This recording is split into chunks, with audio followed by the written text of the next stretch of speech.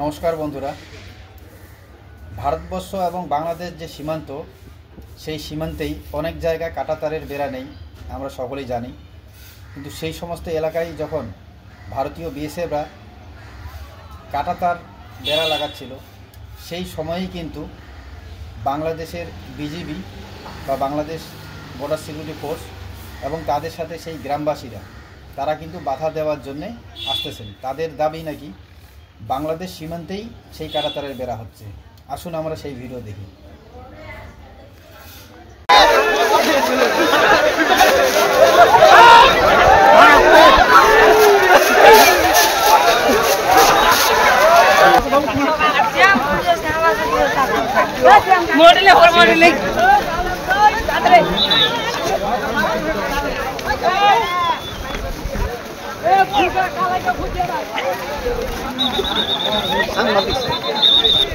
বলবে না এখন সবাই, আমরা তো একটা কথা বলা যাবে, বলার কিছু নাই। কালকে যা ছিল তাই আছে। আচ্ছা ভাই, শাহজাহান সামনে থেকে সরো, এই সিএম সামনে থেকে সর, সামনে যাও।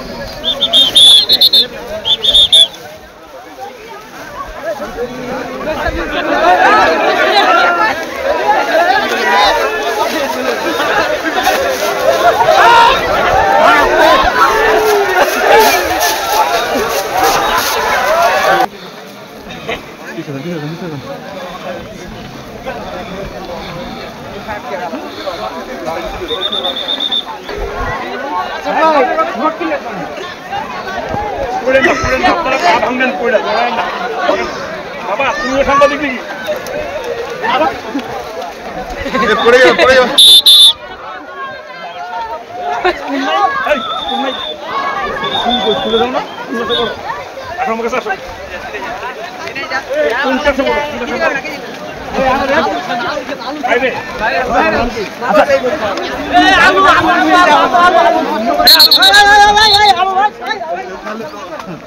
এক মিনিট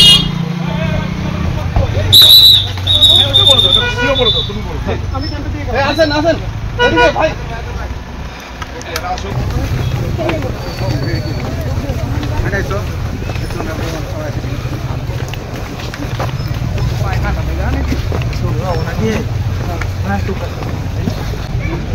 টপিক আমাদের গাড়ি কোথায়?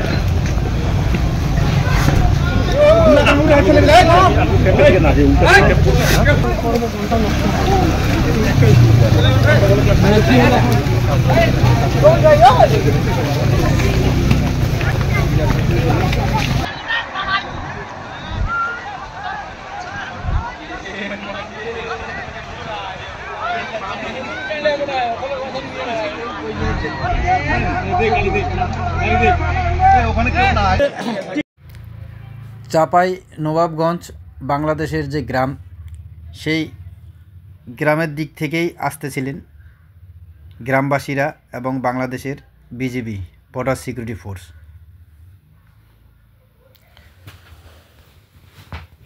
ভারতবর্ষ নিজের সীমানায় কাঁটাতারের বেড়া দিবে, সেটার জন্যও তাদের আপত্তি।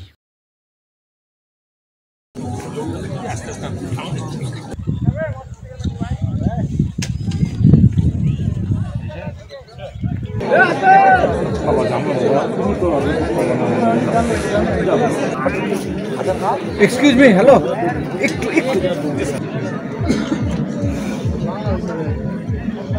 এর জন্য না।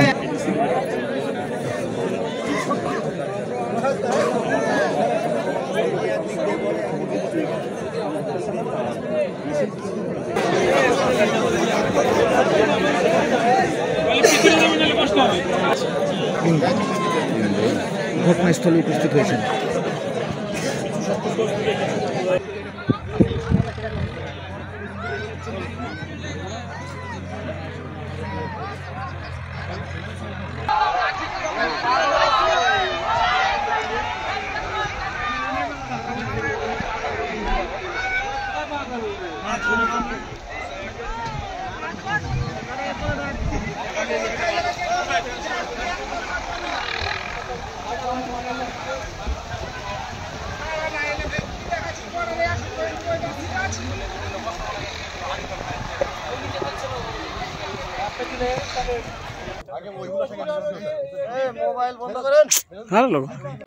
নমস্কার বন্ধুরা, ভিডিওটি দেখেই বোঝা যাচ্ছে যে এটি বাংলাদেশ থেকে, বাংলাদেশেরই কোনো গ্রামবাসী হবে বা তারা ভিডিওটি করেছিলেন।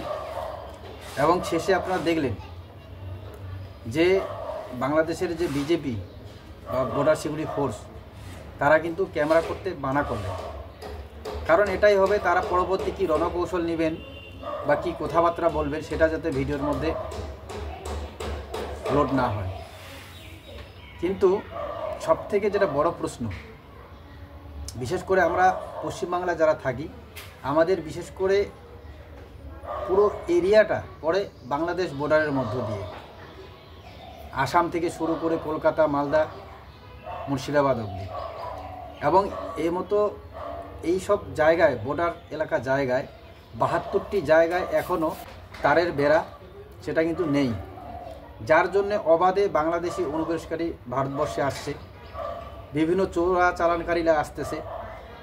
যেমন গত দিনেও আমরা ভিডিও দেখেছি যে যারা বিড়ি চোরাচালানকারী তারা আসছিল, তাদেরকে ধাওয়া করতে গিয়ে দুটো বিএসএফ বাংলাদেশ বর্ডার পার হয়ে গেছিলেন এবং তাদের দুজনকে কীভাবে হেনস্থা করা হয়।